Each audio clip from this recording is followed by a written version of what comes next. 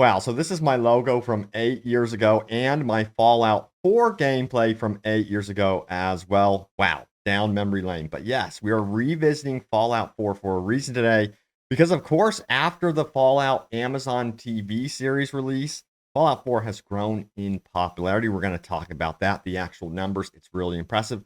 Also, yes, we're going to be talking about some significant news on the side of Bethesda about what they're doing to really protect mods for Fallout 4 going forward, even after the next gen update. We'll see if that pans out to be true or not once that update lands. But yeah, some updates from them as well. And we're going to talk about some significant mods that have been revisited and overhauled yet again. So we're going to highlight those as well. But yes, check this out right here. Over 100,000 concurrent Steam players are on Fallout 4 right now. In fact, that number is actually not true right now because we're sitting at 123,000 players, a total peak in the last 24 hours, 164,000 players, which is just absolutely incredible. I never thought that would happen. In fact, there's some news that's saying that this game right now is actually surpassing Helldivers 2. How long can that possibly hold up? We'll have to wait and see, but that is a huge accomplishment in itself. But what about Fallout 76? That's the question. We have a single player Fallout, of course, versus a multiplayer Fallout game, which is still being updated. Check it out. 53,000 players currently in Fallout 76, 73,000 for the 24-hour peak. That's actually not too shabby.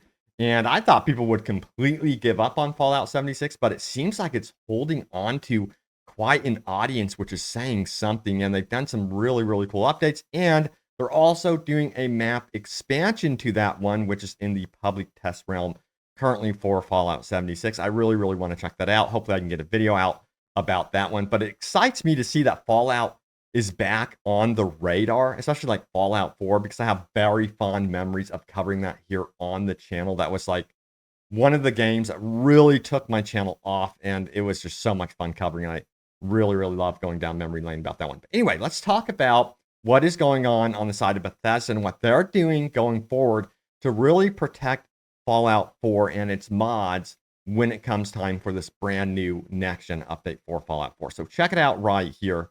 So many people are downloading Fallout mods after watching the show, but the Nexus is straining to support all the traffic. And of course, they're talking about Nexus mod. And right now, Nexus mod is really working on making sure that their website is, functional, and it is. But yeah, we have this right here as well. It says Fallout 4 devs have worked to minimize the number of mods the new update will break. So of course, that's not saying, hey, all mods are going to be working, but that's kind of saying, hey, we're trying our best here.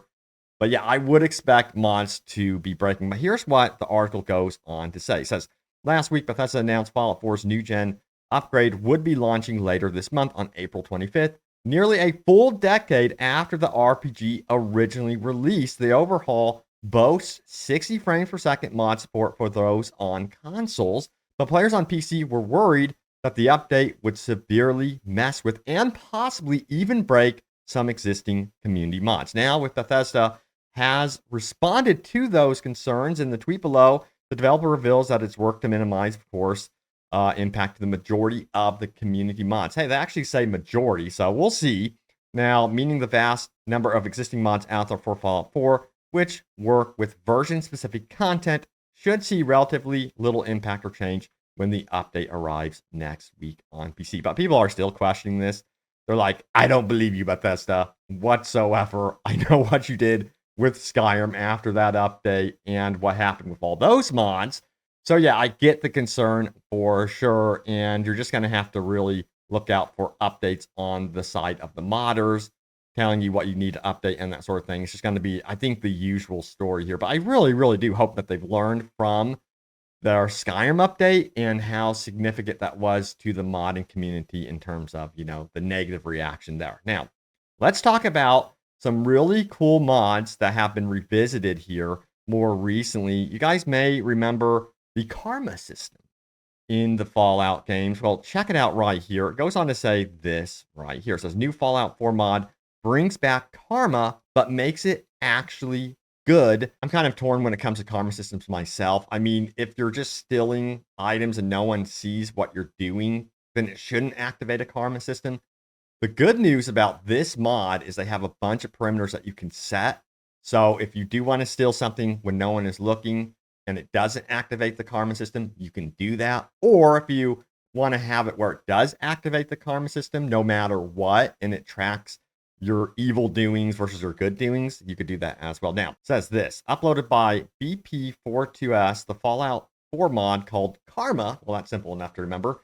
Does exactly what you think it does, brings the morality system back to the RPG game. A new karma page on the stat screen of your Pip-Boy helps you track your action and moral standing. And just like in Fallout 3 and New Vegas, broadly immoral actions like stealing or killing neutral NPCs will knock your karma down, while helping people will bring that value up. So if you wanted a robust karma system in Fallout 4, now's your chance. And here is an example of the screen where you can adjust all of the parameters to your liking, so you can create the karma system that suits you, of course.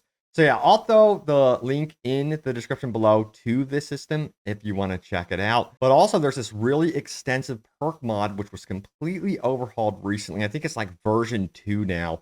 And this is pretty cool. So check it out right here. It says this, enter Hot Diggity Skills Perk Redux by modder Fish Fiend. Now, building on the work they did on the original Hot Diggity a few years ago, this 2.0 version has the same goal, making Fallout 4 a bit more diverse character building wise in order to make it more fun to play for the 50th or 1000th time. Okay, so what does it change? So it says, to this end, Hot Diggity gives the game a skill system that's more like those seen in the series prior to Fallout 4, with an emphasis on making it easier to create a character that feels unique by ensuring you're far less likely to just pick the same few essential perks every time, as well as adding plenty of new niche perks to incentivize more varied character builds. It also revamps a number of vanilla perks and brings back a trait system like those seen in the classic Fallouts in New Vegas. So this is pretty extensive. Now, when it comes to the new version specifically,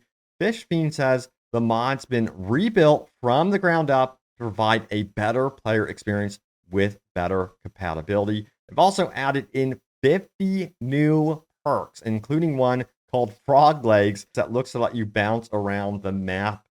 So yeah, there's some really cool, crazy perks in here as well. So yeah, even older mods are getting pretty significant updates here. So there are many, many reasons to hop back into Fallout 4 right now. In fact, get this, someone is trying to turn Fallout 4 into the ultimate Resident Evil experience. Check it out. While everyone is getting reacquainted with Fallout, this maniac's bolting hundreds of mods together to turn Fallout 4 into Resident Evil 5, which isn't the most popular Resident Evil. I think that if this was Resident Evil 4, that was the headline, this might have more attention to, but it looks very, very cool nonetheless. Check it out right here. We have Chris Redfield with his sniper rifle, but he's like changing up the UI, the systems under the hood, and even the gameplay, how you roll around, that sort of thing, to really make it into the mold of Resident Evil 5. So yeah, check it out if you want that vibe through your entire Fallout experience, which makes a lot of sense. I feel like those two worlds really do kind of like complement each other,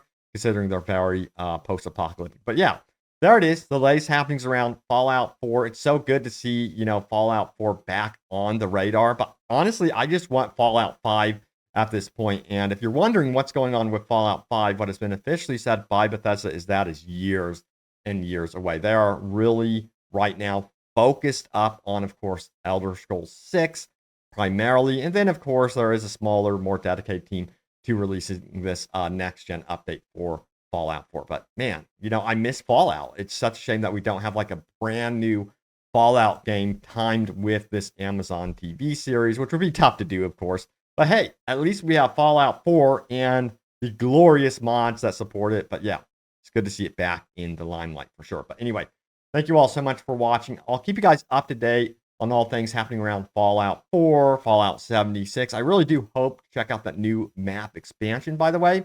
But also, yes, I want to know about Fallout 5 just like you guys do. So I will keep you guys in the know about that as well. But thank you all so much for watching. Stay tuned here for more news about Fallout 4, Fallout 5, and Elder Scrolls 6. And I will see you all next time. Take care.